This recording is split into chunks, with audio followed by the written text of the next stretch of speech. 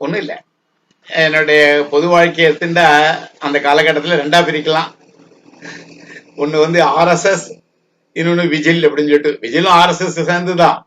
இதுதான் ஆர்எஸ்எஸ் நேரடியாக நான் சங்க பிரச்சாரக்காக முழு நேர் ஒழியினாக 1970 1975 வரையில தென் மாவட்டங்கள்ல, தமிழகத்துடைய தென் மாவட்டங்கள்ல பணி செஞ்சேன். அதை பத்தி ஒரு தடவை இன்னொரு தடவை விரிவா பார்ப்போம். அது நிறைய அனுபவங்கள் இருக்கு.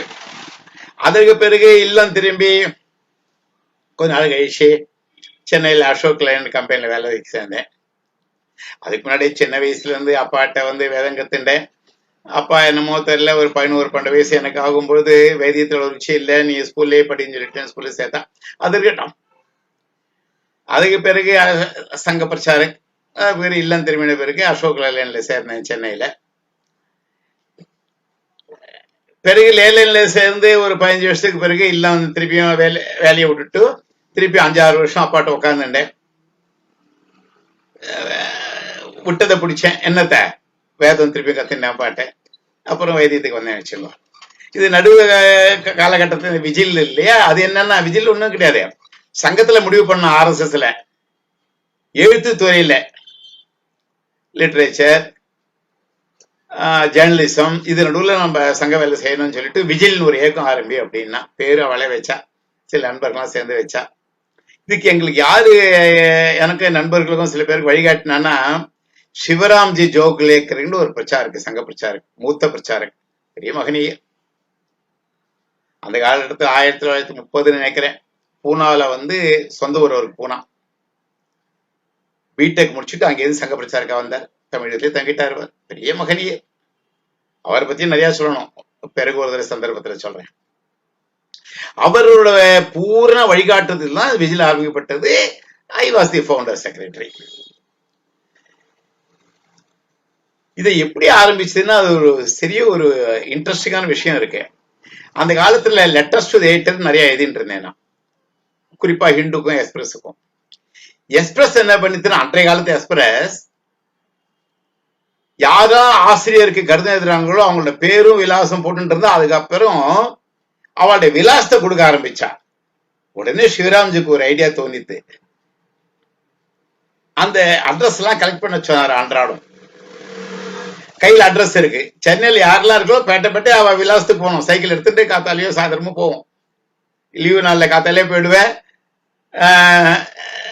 லேலைன்ல வேலை செஞ்சுட்டு இருந்தே இல்லையா, லேலைன்னு வந்த பிறகு சாயந்தரம் சைக்கிள் எடுத்துன்னு ஒரு பேட்டையா போய் யாரெல்லாம் அந்த லெட்டர் ஸ்வீட் எழுதினாலும் அன்றைக்கு அவளை போய் சந்திப்போம்.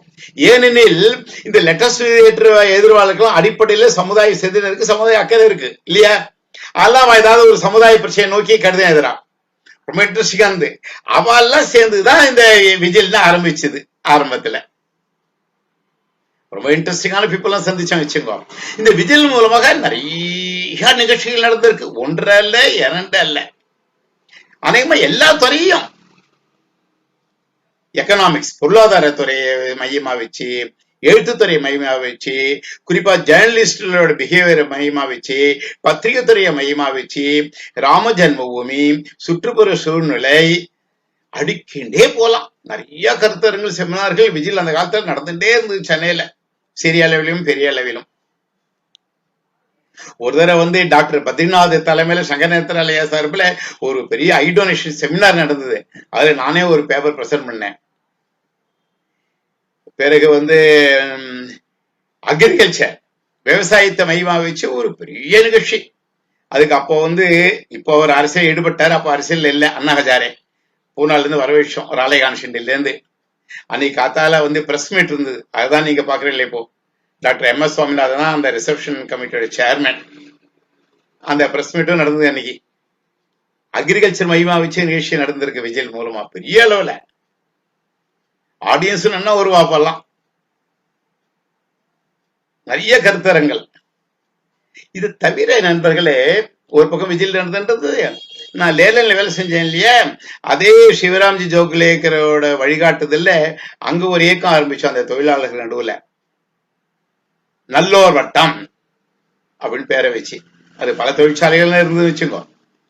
எங்க தொழிற்சாலை நான் வேலை செய்யக்கூடிய அசோக்ல இருந்து நல்லது, அந்த நல்லோர் வட்டம் சார்பில் அசோக்ல தொழிலாளர்களை வச்சு நிறைய கிராமப்புறங்கள் போய் கிராமப்புற வளர்ச்சிக்காக நிறைய நிகழ்ச்சிகள் நடத்தியிருக்கோம்.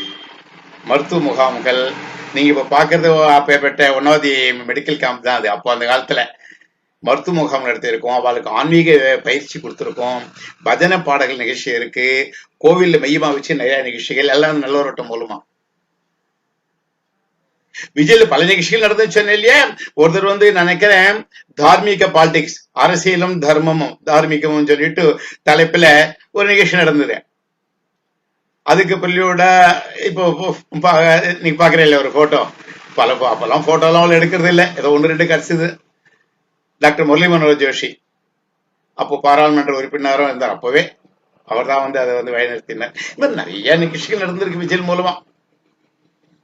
சிறிய கூடுதல்கள், பெரிய பெரிய கருத்தரங்குகள், seminars, discussion, dialogues, work shops Vijay மூலமா அன்றைய காலகட்டத்துல நிறைய நடந்தது. பிறகு ஒரு காலகட்டத்துல திருப்பி நான் அப்பாட்ட உட்காந்து சொன்னேன் இல்லையா, அவங்களுக்கு ஆரம்பத்தில் ஞாபகம் இருக்கு, அவங்களுக்கு சொன்னேனே, வேலையை விட்டுட்டேன் வந்தேன், வைதிகத்துல முழுக்க இறங்கிட்டேன்னு சொல்லிட்டு அப்போ விஜயில இருந்து வெளில வந்துட்டேன். இதுதான் அந்த விஜிலோட எனக்கும் விஜிலுக்கும் இந்த கூடிய தொடர்பு. அந்த காலகட்டத்துல மைய கருத்து என்னன்னா, நான் RSSல கத்துன்றது அந்த பாசல தான் நான் வந்தேன். சமுதாயத்திலும் ஏதாவது செஞ்சுட்டே இருக்கணும். அதுதான் பெரியவாளும் அதுதானே சொல்லிருக்கா, மகா பெரியவாளும் அதான் நமக்கு வழிகாட்டு இருக்கா. ஏதாவது செஞ்சுட்டு சொன்னா பொது பெரியவாளும் தான் சொல்ற, பால பெரியவாளும் இப்ப அப்படிதான் வழிகாட்டு இருக்கா. 3 ஆச்சாரியாளர்களோட ஆசீர்வாதங்கள் நமக்கு எப்போதும் எல்லாருக்கும் இருக்கு. ஜெய் ஹிந்த்.